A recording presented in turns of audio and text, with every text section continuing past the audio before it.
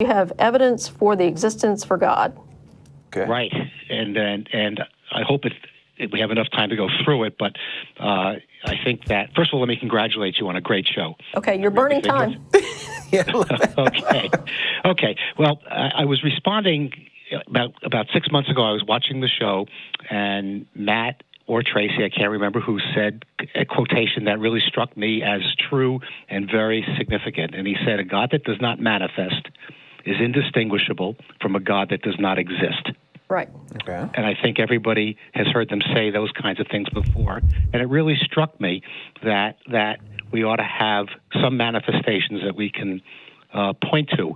And people who've called up, who've tried to present personal experiences or miracles or prophecies as evidence or one-time, any kind of one-time event, that we basically said that really isn't evidence that we can examine, that's repeatable, that is measurable. And that was my motivation to go search for something like that.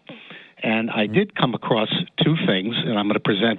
I can present two, but I'd rather just present the stronger of the two to save time. Okay. Sure. And I'd like to kind of just hear what you guys think about it. And the first thing I had to do was to find which God that we're talking about, and that was immediately a problem because there's so many, and the tactic I took is sort of like what many scientists and physicists do. I kind of simplified the problem, and I said one common thread of most of the gods that we talk about is that they're supernatural of some sort. Okay. They have some sort of supernatural elements or characteristics. And I said, all right, so suppose we could make the same statement about the supernatural, that if the supernatural does not manifest, then how do we know it exists? So I simplified the problem. I said, look, if I can't demonstrate that the supernatural manifests with the same sort of repeatability and science and all that, then it's silly to consider a deity living within that supernatural. So that's how I simplified the God issue. But the other one now is how do we define supernatural? And I've heard a lot of people, again, on your show, taking a swig at that. And I've come up with another way to look at that, and my proof and my demonstration is based upon that definition. So I'd like to get agreement on the definition and then demonstrate what the manifestation is, if that's acceptable. Okay.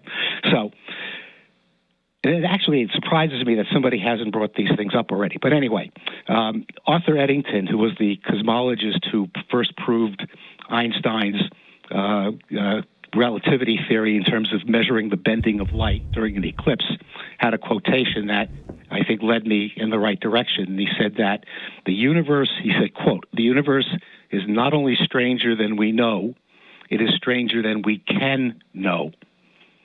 And that word "can know" really stuck with me. And I said, okay, maybe that is what he's talking about there is reality, including the supernatural. All of reality, multiverses, if they exist or don't exist, it's not important.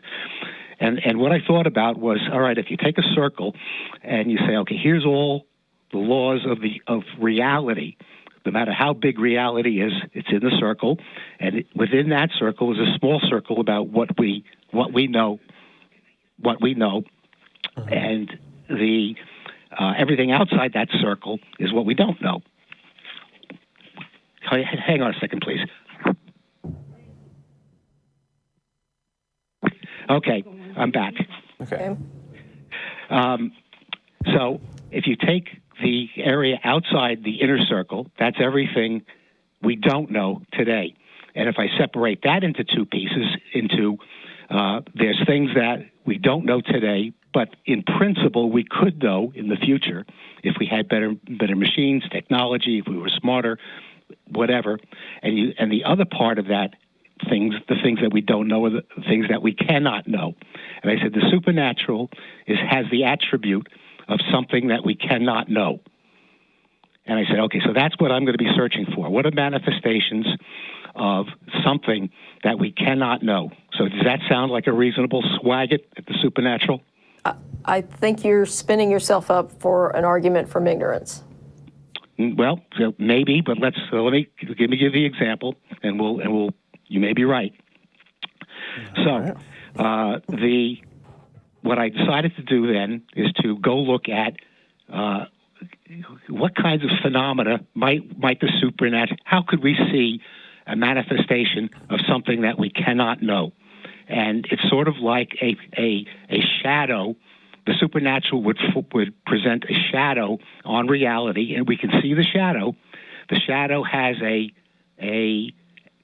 something about it that we would agree this is something we will not be able to understand, and that is a manifestation that falls within this definition. So let me break down now the example that I was calling about. You ready? You have 3 minutes. I'm saying go for it. Okay. There's things in mathematics called transcendental numbers. And the most famous transcendental number that we all know about is pi, with the ratio of the circle's circumference to its radius. 3.14, everybody in high school knows what it is. What is interesting about pi is it is absolutely baked into the fabric of our universe, of our measurable universe. Planets have circumferences and radiuses, and pi appears in many, many cosmological formulas, et cetera, et cetera. So pi is a transcendental number. It never ends. It goes on forever after the 3.14, and it appears everywhere in science. The second transcendental number that I want to add to that is E, Euler's number. Mm-hmm. It's 2.71 ... And this was a number discovered by the mathematician Euler in the 19th century. His name is Euler. I've heard it pronounced both ways. Okay, yes, Euler. Euler. Euler. And this is also a transcendental number. It also appears in many, many different formulas in our cosmology, in our physics, and in particular, the most famous, I think, use of Euler's number it's the base of the natural logarithms. Mm-hmm. Okay, so and the third number and the last number that I'm going to talk about is I, which is an imaginary number, and it's the number that when you square it equals -1, and there's no real number that's like that. That's why it's called imaginary by mathematicians, and it also appears in many, many different forms in the universe. So, if I told you that I was going to take two transcendental numbers and multiply them by each other, you would say the result has to be also transcendental because they go on forever. Why would you ever think that you take a number that goes on forever, multiply it by a different number that goes on forever, and have it come up to an even number? And the same thing could be said by division. And yet Euler discovered this relationship of E raised to the pi power times I equals -1. So there's lots of different explanations as to why that mathematical identity is true. People can study it and have studied it since the 19th century. We understand a lot of things about it, but the fundamental point that I'm making with it is that I think that is a demonstration that there is something in our cosmology that's something that means something. This is not a random thing, and we will probably never, ever understand what that is. It is just like thinking about what happened before the Big Bang or what's going on in multiverse number 7. It is something that we cannot know why e to the I pi equals a whole number. So that's my evidence.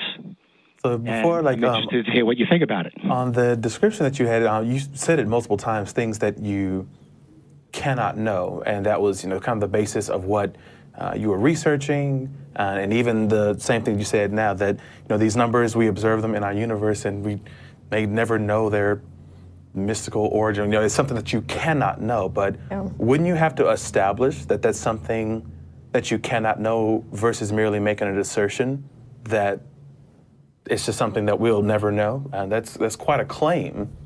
No, that's Yeah, but that's just for the definition of what is supernatural. Well, I've separated everything we don't know into these two buckets, things that we could know, that there's no reason why we couldn't learn in principle something. We might never really learn it, but there's nothing holding us back in thinking that we might. And then there's the other thing, that things that we cannot know. And that's just a dichotomy between, how do you create two different buckets for things we don't know? well, why do you need two different buckets? Right. Because we're trying to define what supernatural means. Okay, and I don't think you've done that. I mean, You don't think I've done that? no. No. Well, if the supernatural is something that if what distinguishes the supernatural from the natural is we have to find things that are repeatable, measurable, and demonstrable, and everything, if it is measurable, demonstrable, and repeatable, then that defines natural. So what's left for supernatural? So we have to find what is the attribute of any particular manifestation that would make something acceptable as evidence, yet supernatural. And I'm saying that the dividing line is there a likelihood that we cannot know what this really means? So what method would you go about trying to discern what things you cannot know? What is the method that you use to that's actually very make hard. that? That's very Sounds hard. like it. And I said it all in 6 months of thinking about this. I've only come up with two. So there's not a lot to look at, because if you can know it, it's part of the natural world. Yeah. So we got to look for something outside the natural world. And boy, if I could describe a lot of things that were supernatural, we wouldn't be having this discussion. But people who have tried to do that can't offer any evidence. So I'm trying to show evidence of a supernatural manifestation. So let me give you another example. We're out of time. We're actually Okay, over time. I love that there. Okay, I apologize. But okay. So basically, that's one of my two discoveries, and this is not a new discovery. Other people, I think, have come to this conclusion before, but I've never heard it talked about on your show. So I thought I would bring it up. Yeah, it still sounds like an argument from ignorance. I can't think of any other thing, any other way this could work. Therefore, supernatural. Well, if you can't think of another way, then it's not supernatural.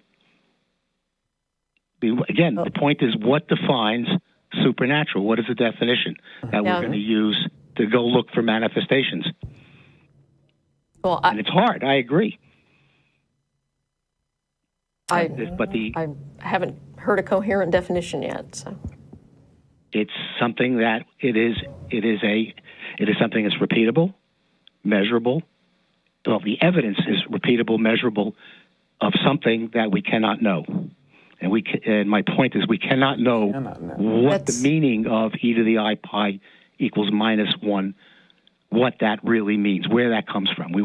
My assertion is, and I can't back up the assertion, but the assertion is that we will never know why that's the case, and why all these numbers that appear in our cosmology and physics behaves in this way, in the same way that you're attributing some kind of mystical intent to numbers, and there's no intent here. It's just a fact.